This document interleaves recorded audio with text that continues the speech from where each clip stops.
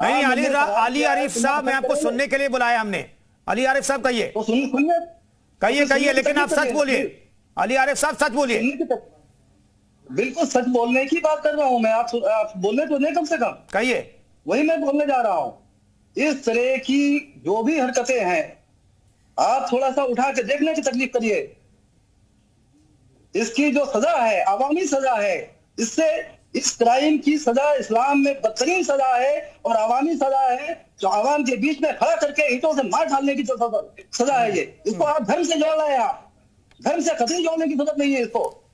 ये सिर्फ अफवाह है और अनारकल बातें हैं ये। नहीं तो क्या अली आरिफ मैं रोक रहा हूं। अली आरिफ सुनिए, अली आरिफ, मैं ये जानना चाहता हूं, क्या अमन खान और उसकी पूरी फैमिली और उसके जो साजिश में शामिल आरोपी हैं, क्या उन्हें पहला पत्थर आप मारेंगे? क्या उन्हें यही सजा मिलनी चाहिए? क्या अपने कौम के लोगों से आप कहेंगे कि अली आरिफ ये कहता है कि अमन खान को यही सजा मिलनी चाहिए? बिल्कुल मिलनी चाहिए। पहला पत्थर मेरा होगा, लाइए आवाम की तरफ, लाइए उसको सजा देने के लिए। दावे के साथ यकीन के साथ मैं कह रहा हूं, कहीं से कहीं। ठीक है अली आरिफ, मैं आ रहा हूं। अली आरिफ वापस आता हूं। अली आरिफ बड़ी बात कह रहे हैं। ऐसे आरोपियों को अली आरिफ जैसे लोगों के सामने खड़ा कर दीजिए और पत्थर मार करके ऐसे आरोपियों को ठीक कर देंगे और दोबारा ऐसी हरकत नहीं होगी। अशोकधर द्विवेदी जी हमारे साथ मौजूद हैं। अशोकधर द्विवेदी साहब हमारे साथ मौजूद हैं, डीजीपी रैंक से रिटायर हुए हैं।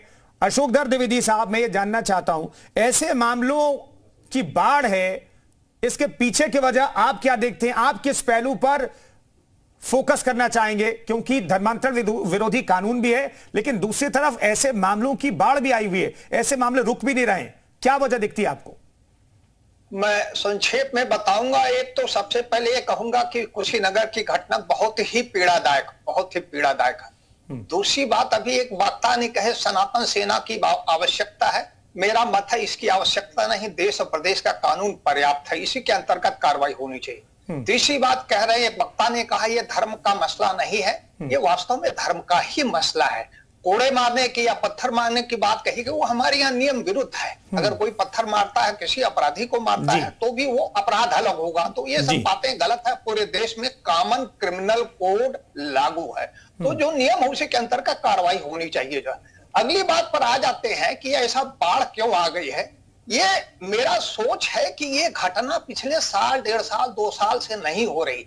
ऐसी घटनाएं पिछले, संभवतः मैं अनुमान से कह रहा हूं, 40-50 साल से हो रही हैं। लेकिन प्रश्न उठता, आज क्यों ये चीजें आ रही हैं? सामने लोगों के क्यों आ रही हैं? अखबारों में आ रहे हैं, मीडिया में आ रहा है। आज इसके अखबारों में आने की वजह है कि लोगों में जागरूकता का स्तर में वृद्धि हुई है, जो अच्छी बात है जो है, इसीलिए आ रहा। अगर इतनी जागरूकता नहीं थी, इसलिए इतनी चीजें नहीं आती थी। एक बात और कहेंगे कि सरकार ने तो कानून बना दिया है। नवंबर 2020 से उत्तर प्रदेश में कानून लागू है। मेरा मत है कि सरकार ने अपना कर्तव्य कर दिया। एक कुशीनगर की घटना को छोड़ दें तो बाकी और जनपदों में जहां सूचना मिलती, पुलिस फौरन कार्रवाई कर रही है। पुलिस कुशीनगर, लेकिन पुलिस पर भी सवाल उठ रहे हैं। कुशीनगर में कम से कम द्विवेदी जी, पुलिस पर भी सवाल उठ रहे हैं, उस पर भी हम चर्चा करेंगे। फिलहाल एक छोटे से ब्रेक के लिए रुकना है। तमाम मेहमान हमारे साथ मौजूद हैं। झकझोर देने वाली घटना कुशीनगर से सामने आई है। गाजियाबाद से भी एक लड़की का धर्मांतरण करा दिया गया। परिवार को बाद में पता चला, आरोपी पकड़े गए, लेकिन ऐसी साजिशें कब तक चलती रहेंगी? धर्म के कितने अधर्मी हमारे और आपके बीच में छुपे हैं, ये जानना बेहद जरूरी है। फिलहाल एक छोटा सा ब्रेक, फौरन लौटते हैं। धर्मांतरण के गंदे खेल की आज बात हो रही है और बात हर दूसरे तीसरे दिन इसलिए होती है क्योंकि हर दूसरे तीसरे दिन पहले वाले मामले से ज्यादा खौफनाक साजिश लेकर के इस तरह का मामला सामने आ जाता है और इसलिए आज फिर से यूपी मांगे उत्तर में इस पर चर्चा हो रही है। तमाम मेहमान हमारे साथ मौजूद हैं। गाजियाबाद से भी एक ऐसी घटना सामने आई जिसमें एक कंपनी में काम करने वाले राहुल बन करके एक लड़की का धर्मांतरण करा दिया और फैमिली को बाद में पता चला। इस पूरे मामले में कार्रवाई हो रही है, 3 आरोपी पकड़े गए और व्हाट्सएप चैट भी सामने आई है। लेकिन बातचीत करेंगे तमाम मेहमानों से। ओपी सिंह साहब, मेरा सवाल फिर से वही है कि आखिर कब तक यह सब कुछ चलता रहेगा? ये कब तक चलेगा? योगी जी के सख्त कदम के कारण धीरे धीरे ये कम होगा और बिल्कुल नहीं चलेगा। उत्तर प्रदेश में तो नहीं चलेगा। ये कर्नाटक नहीं है जहां की सरकार बदलते ही धर्मांतरण विरोधी कानून को कैबिनेट ने रद्द करने का प्रस्ताव पास कर दिया। ये उत्तर प्रदेश है।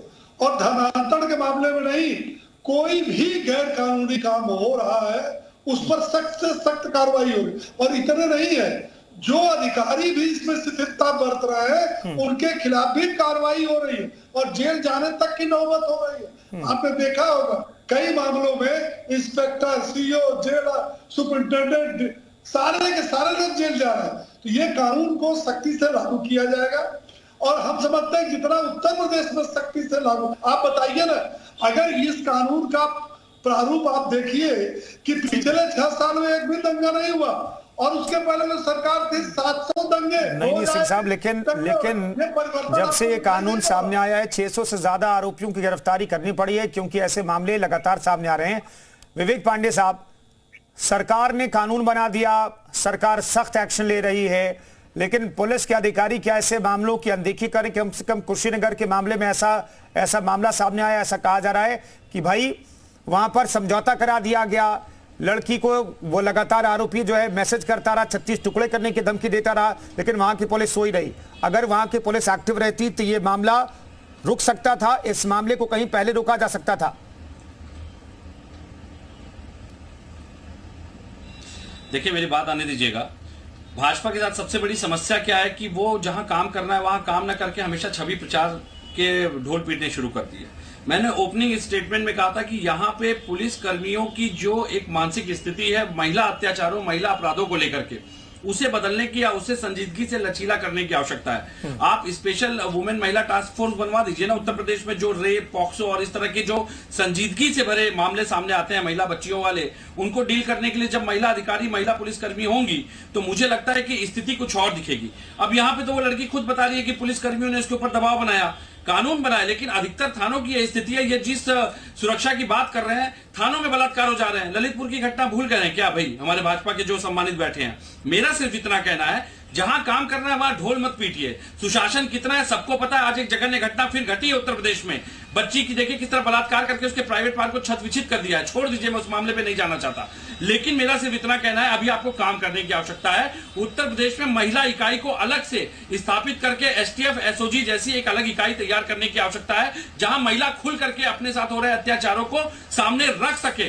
पुलिस कर्मियों के कारण, महिला पुरुष पुलिस कर्मियों के कारण कई बार जो पीड़िता होती है, विक्टिम होती है, वो असहज महसूस करती है। और छोड़ दीजिए सब कहने की बातें कि महिला थाना बना है और या वहां पे महिला पुलिसकर्मियों को अधिकारी कितना दे रखा है। सबसे बड़ी बात आज एक देखिए ना, पीसीएस अधिकारी का एक मामला उजागर हुआ उत्तर प्रदेश में, सबका महिला सम्मान सामने आ गया। मुझे लगता है कि स्पेशल एक एसटीएफ बनाने की जरूरत है, जिसमें केवल महिला पुलिसकर्मी, महिलाओं पुलिसकर्मियों की एक अच्छी इकाई हो जो कि महिला अपराधों को संजीदगी से हल कर सके। ठीक है, अशोकदेव द्विवेदी साहब, आपको लगता है कि समस्या और ऐसे समस्या का समाधान महिला पुलिसकर्मियों का एक अलग से फोर्स तैयार करने या एसटीएफ का गठन करने से इस तरह के मामलों का समाधान हो सकता है?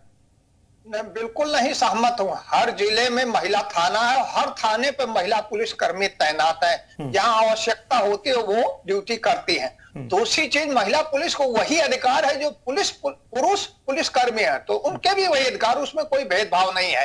अगर इजाजत दे मैं 1 मिनट में कह दूं, ये समस्या कम होगी। कार्रवाई तो हो रही है, एक कुशीनगर वाली दुखद बात छोड़ करके ऐसे ही कार्रवाई होती रही, सख्ती होती रही तो 5-6 साल में उल्लेखनीय गिरावट इस तरीके के अपराध में दिखेगा। ये वर्षों पुरानी समस्या, सामाजिक समस्या है, तो गिरेगा। एक चीज और मैं कहना चाह रहा था, सरकार ने कानून बना दिया, अपना काम कर दिया।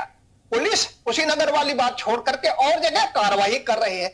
एक प्रमुख घटक है जो समाज के नागरिक हैं, मैं भी उसमें सम्मिलित हूं, जो सनातन धर्म के मानने वाले हैं, उनको भी अपने कर्तव्यों को इस विषय में करने की आवश्यकता है। केवल सरकार के सहारे, कानून के सहारे बैठे रहने की आवश्यकता नहीं है। उनके कर्तव्य क्या है? वो अपने धर्म के बारे में मोटी मोटी बातें जाने, परिवार को बताएं, बच्चों को बताएं, उनकी गतिविधियों पर निगाह रखें। अगर बच्चे भटक रहे हैं उनको समझाए बुझाए जो है। ये समाज के लोगों को ये काम करना ही है, खास तौर से जो सनातन धर्म के मानने वाले हैं। केवल सरकार के सहारे समस्याओं का पूरा समाधान सदैव नहीं हो पाता है। एक चीज और, अगर ये सनातन धर्म के मानने वाले अगर अभी नहीं संभले तो बाद में पछताना पड़ सकता है। मैं निवेदन के तौर पर कहूंगा ऐसे लोगों से थोड़ा समय निकालें, अपना कामकाज करें, सर्विस करें, लेकिन इस बात पर भी ध्यान दें जो है